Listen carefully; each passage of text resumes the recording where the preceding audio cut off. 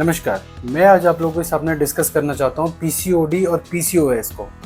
ये आज के टाइम पे हमारे अस्पताल में हर 5 में से 3 महिलाओं में हम लोगों को इसके सिम्टम्स मिल जाते हैं। आज मैं आप लोगों को स्टेप बाय स्टेप बताऊंगा क्यों, क्या, आयुर्वेद में इसका क्या ट्रीटमेंट है, आपको क्या खाना है, क्या नहीं खाना है, ये सब हम लोग इस वीडियो में डिस्कस करेंगे। प्लीज़ आप इसको लास्ट तक देखें। सबसे पहले मैं आप लोगों को बता दूं, देखो पीसीओडी क्या होता है। महिलाओं के बच्चेदानी में जब छोटी छोटी गांठें बनने लग जाती हैं और वो डिसॉल्व नहीं होती, इसको ही पीसीओडी कहा जाता है, पॉलीसिस्टिक ओवेरियन डिजीज, है ना।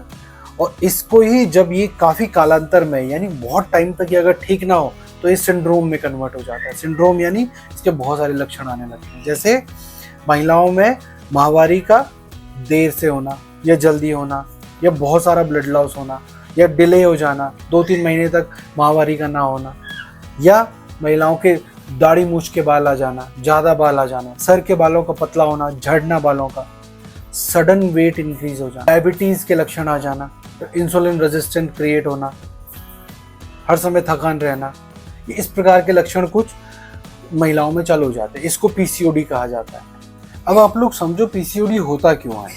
देखो इसकी जड़ होती है 2 कारण, एक हार्मोन का डिस्टर्ब होना और दूसरा गलत खान पान, जिसकी वजह से इंसुलिन रेजिस्टेंस बॉडी में पैदा हो जाता है। देखो एक साइड से गलत खान पान चालू हो रहा है जिसकी वजह से इंसुलिन रेजिस्टेंस पैदा हो गया, एक तरफ से किसी भी कारण, जेनेटिक कारण हो गया, आपकी लाइफस्टाइल हो गई, देर से जाग रहे हो, देर से सो रहे हो, इस वजह से हार्मोन डिस्टर्ब हो गए। जब ये 2 कारण जुड़ जाते हैं तो ये क्या करते हैं, मेल हार्मोन बढ़ाने लगते हैं।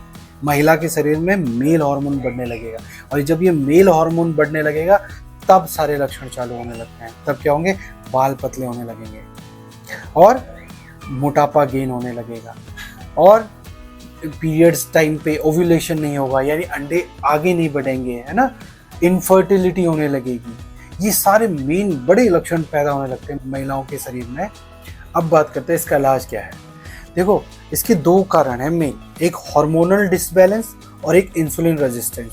ये दोनों जब मिल रहे हैं कंडीशन, तभी क्या हो रहा है, तभी मेल हार्मोन चालू हो रहा है, बनना चालू हो रही है। तो आप लोगों को इन 2 कंडीशन को ठीक करना है। एक हार्मोन को अपने ठीक करना है कि आपके LH, FSH ये सब ठीक से काम हो।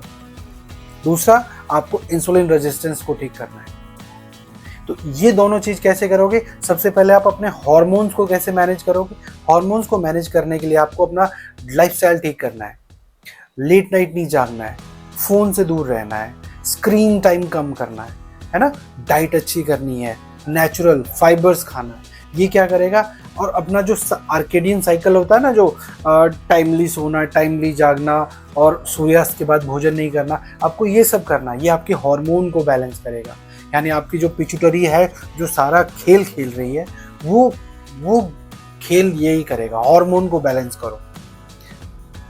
हार्मोन सही से मैनेज होने चाहिए, ना ज़्यादा होने चाहिए ना कम होने चाहिए। अगर हार्मोन सही से बैलेंस्ड है तो ये पीसीओडी बिल्कुल ठीक हो जाएगा। मगर अगर किसी कारणवश, कोई जेनेटिक कारण है, कोई ऐसा कारण है कि कोई दिक्कत हो गई, उस वजह से अगर नहीं हो पा रहा है, तो आप दूसरी कंडीशन इंसुलिन रेजिस्टेंस को ठीक करो। इंसुलिन रेजिस्टेंस को ठीक करना बिल्कुल आप लोगों के हाथ में है। इंसुलिन रेजिस्टेंस ठीक कैसे होता है, देखो इंसुलिन रेजिस्टेंस एक कंडीशन है जिसमें क्या होता है कि खून में इतना सारा ग्लूकोज है कि हमारे ब्लड के सेल्स उसको लेने से मना कर रहे हैं। तो आप इस ब्लड शुगर को ही कम करो। आप बिल्कुल मीठा खाना बिल्कुल बंद करो, शुगर बिल्कुल मत लो कहीं से भी। शुगर यानी कार्बोहाइड्रेट कहीं से मत लो, रोटी अवॉइड करो, फाइबर्स ज़्यादा खाओ, चावल अवॉइड करो, दाल पियो ज़्यादा, है ना, सब्जियां खूब सारी खाओ। आप लोग ये कार्बोहाइड्रेट लेना बिल्कुल कम करो। तो ये 2 कंडीशन जब ठीक होंगी तो ये 2 कंडीशन आगे जाके मेल हार्मोन नहीं बनाएंगे, और जब मेल हार्मोन नहीं बनेगा तो आपके बाल ठीक हो जाएंगे, चेहरे पे ये जो दाढ़ी उग रही है ये ठीक हो जाएगी, आप लोगों का वेट गेन ठीक हो जाएगा, ये सब ठीक हो जाएगी। और मैं आपको गारंटी देता हूँ कि मेरे बहुत सारे पेशेंटों ने सिर्फ यही करके, इंसुलिन रेजिस्टेंट को और अपनी लाइफस्टाइल को ठीक करके ही उन्होंने कंसीव किया है, इनफर्टिलिटी को बीट किया है उन्होंने, बस इन 2 चीज़ों को मैनेज करके। ठीक है, अब बात करते हैं इसके इलाज की। इसके इलाज में 4 औषधियाँ मैं आपको बताने वाला हूँ। पहला है कांचनार गुग्गुल।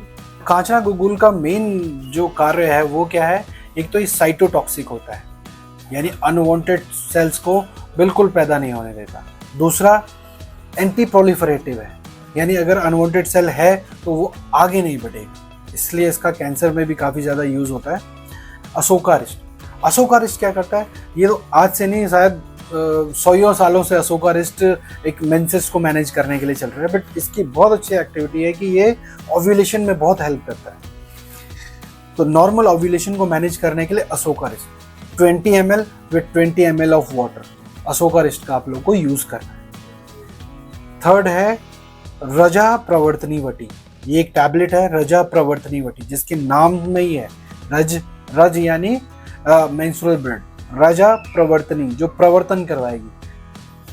तो ये इसको रजा प्रवर्तनी वटी आपको कैसे लेनी है, आपको इसे लेनी है मेंसेस के 22nd डे से 5 डेज के लिए आपको लेनी है रजा प्रवर्तनी वटी। एंड फोर्थ है हनी सिनेमन टी की। हनी सिनेमन टी कैसे करता है, हनी कैसे क्या काम करता है, हनी हनी का ग्लाइसेमिक इंडेक्स होता है बहुत कम, जिसलिए ये स्टेबल एनर्जी देता है और ये बिल्कुल आप लोगों को सटाइटी क्रिएट कराएगा, बार बार कुछ खाने की आवश्यकता नहीं। इसलिए इंसुलिन रेजिस्टेंट में honey cinnamon tea are the best. इसके लिए पूरा मेरा एक हनी सिनेमन टी पे एक पूरा मैंने एक ब्लॉग बनाया हुआ है, आप प्लीज़ उससे जाके देखें, है ना।